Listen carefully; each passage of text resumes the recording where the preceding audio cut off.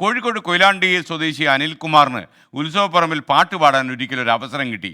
ആ പാട്ടിപ്പോൾ സമൂഹ മാധ്യമങ്ങളിൽ വൈറലാണ്. ആയിരക്കണക്കിന് ആളുകളുടെ അഭിനന്ദനമാണ് ഓരോ ദിവസവും അനിൽകുമാറിനെ തേടി വരുന്നത്.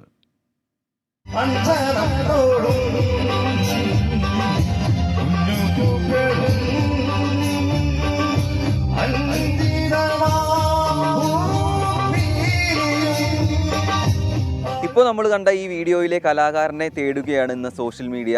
ആ കലാകാരനെ നമ്മൾ കണ്ടെത്തിയിട്ടുണ്ട്. കോഴിക്കോട് കൊയിലാണ്ടി വരകുന്ന സ്വദേശിയായ അനിൽകുമാർ ഏട്ടനാണ് ആ പാട്ടുപാടി വൈറലായിട്ടുള്ളത്. ഒരു അമ്പലത്തിൽ പാട്ടുപാടിയ പോലെയാണ് നമ്മളിപ്പോൾ ഈ വീഡിയോ വൈറലായിക്കൊണ്ടിരിക്കുന്നത്.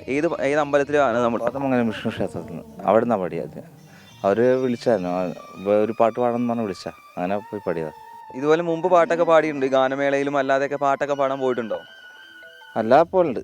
ഇതേപോലെ ലോകവും നാടൊക്കെ അറിയപ്പെടുന്ന രീതിയിൽ വൈറലായത് ഒരു പാട്ട് വൈറലായിട്ടുണ്ട്, ആരെയും ഭാവഗായനപ്പോൾ. ഇതിന് മുന്നേ കുറച്ച് മുന്നേ ഒരു കൊല്ലം മുന്നേ.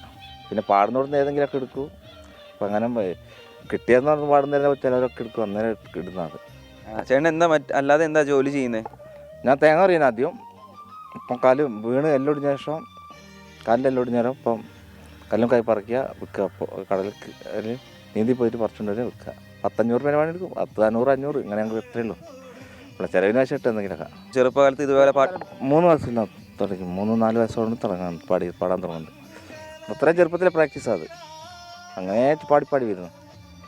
പാടി പഠിച്ചല്ലാതെ പാട്ട് പഠിക്കാനായിട്ട് പോയി അങ്ങനെ ഉണ്ടോ? ഇല്ലല്ല, അങ്ങനത്തെ ഒന്നുമില്ല. പാട്ട് അങ്ങനത്തെ ഒന്നും അറിയില്ല. സംഗീതത്തിനെ പറ്റിയൊന്നും അറിയില്ല. എന്റെ മൺവീണയിൽ കൂടണയാനൊരു മൗനം പറന്നു വന്നു, പാടാൻ മറന്നൊരു പാട്ടിലെ തേൻ കണം പാറി പറന്നു വന്നു.